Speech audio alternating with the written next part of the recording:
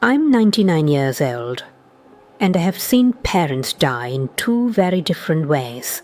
Some left this world holding someone's hand. Others stared at the ceiling waiting for footsteps that never came. Same city, same generation, sometimes even the same number of children. So no, it wasn't luck. And it wasn't always love either.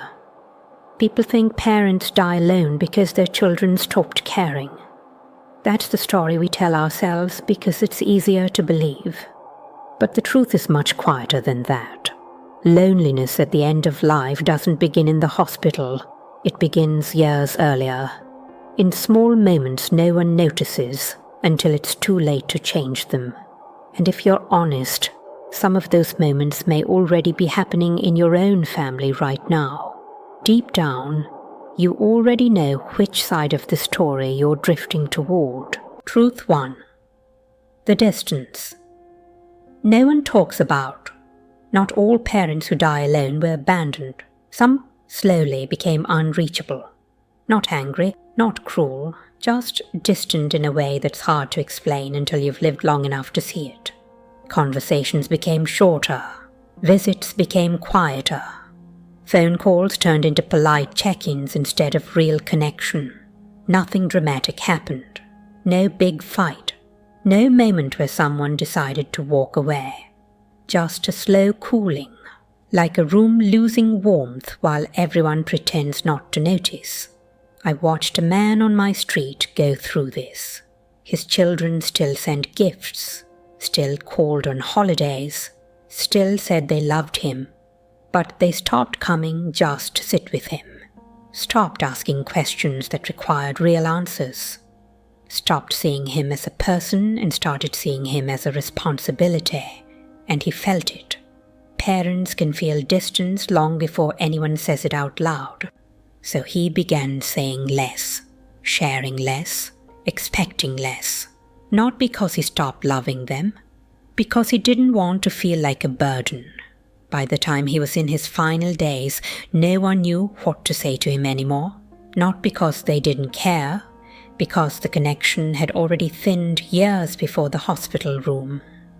Loneliness rarely arrives suddenly. It grows quietly inside relationships that were once warm. Truth 2. The parents who stopped asking. Some parents don't die alone because no one loved them. They die alone because they stopped asking anyone to stay. Not out of pride, out of kindness. They begin to say things like, "Don't worry about me. I know you're busy. I don't want to be a burden."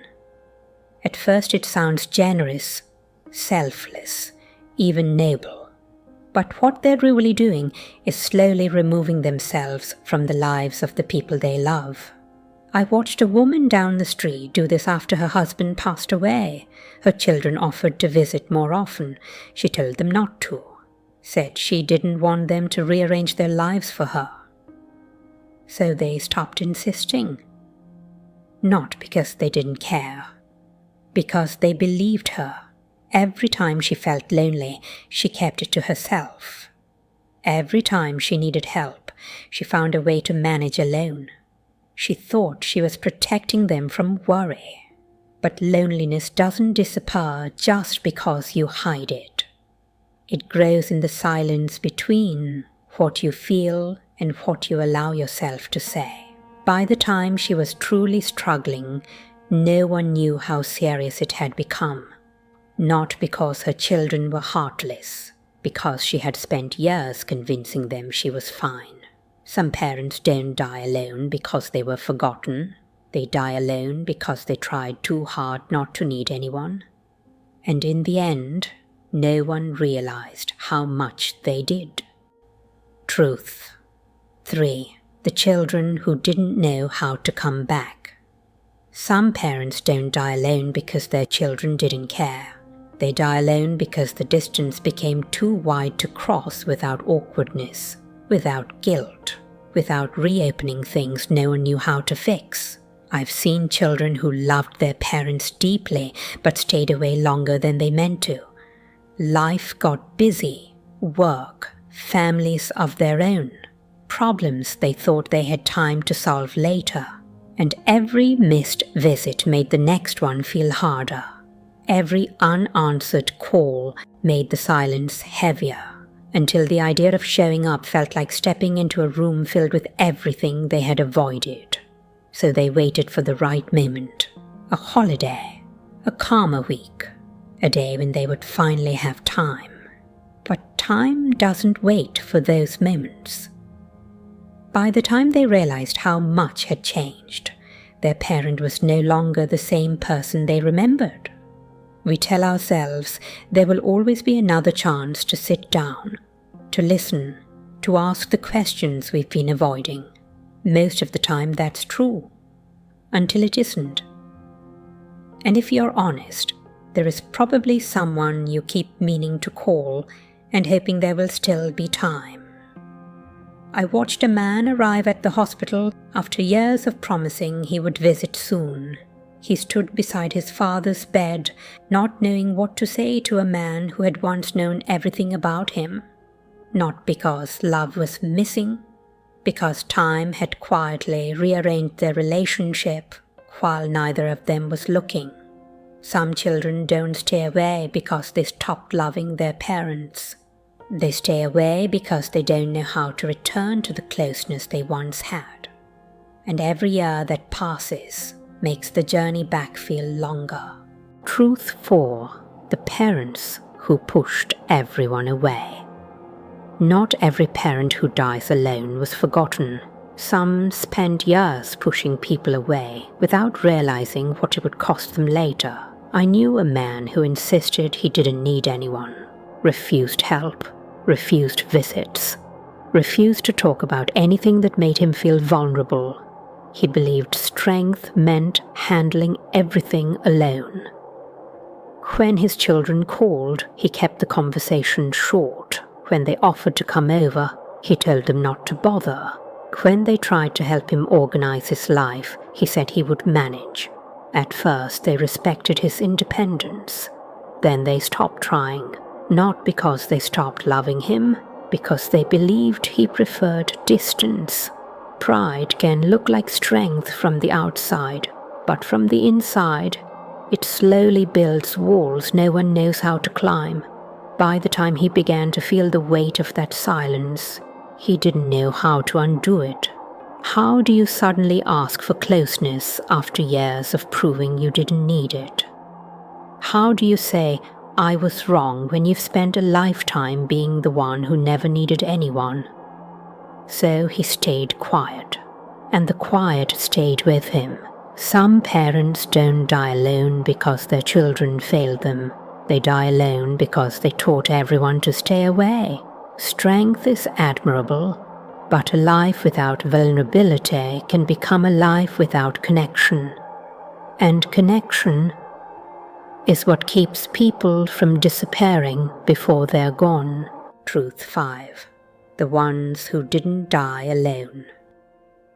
I also saw parents who were never alone at the end, not because their lives were easier, not because their families were perfect, but because they did something many people are too afraid to do. They stayed emotionally present long after it would have been easier to withdraw. They kept asking about their children's lives even when their own world was shrinking. They allowed themselves to be seen not just as strong, but as human. They said things like, I miss you. I'd love to see you. I don't have forever. Not to create guilt, to create honesty.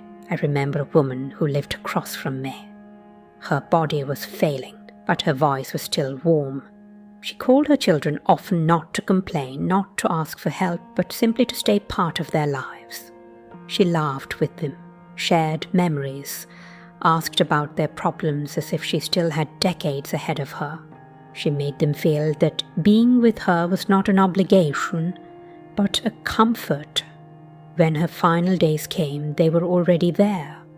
Not because they were summoned, because they never felt pushed away.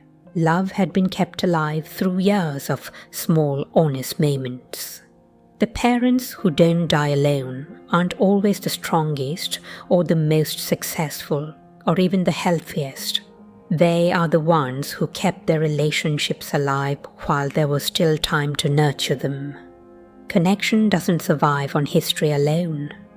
It survives on presence, on vulnerability, on the courage to let people matter to you while you can still tell them. I'm 99 years old. I have lived long enough to see how these stories end. I have watched parents wait by silent phones, and I have watched others surrounded by voices that refuse to let them go. The difference was rarely money, rarely health, rarely luck. It was the quiet choices made years earlier when everyone assumed there would always be more time. One day, you will be on one side of this story. You will either be the parent hoping someone walks through the door, or the child deciding whether to make the drive. And by then, the distance between you will not be measured in miles. It will be measured in all the moments when you could have reached for each other but didn't. We like to believe love is enough to hold families together. But love needs to be practiced, spoken, shown, before silence has time to become permanent. If you're still able to call, call. If you're still able to visit, go. If you're still able to say, I need you, or I miss you, or I'm sorry, say it while your voice can still reach them. Because dying alone rarely begins at the end of life. It begins the day connection starts to feel optional. And one day, you will wish it hadn't.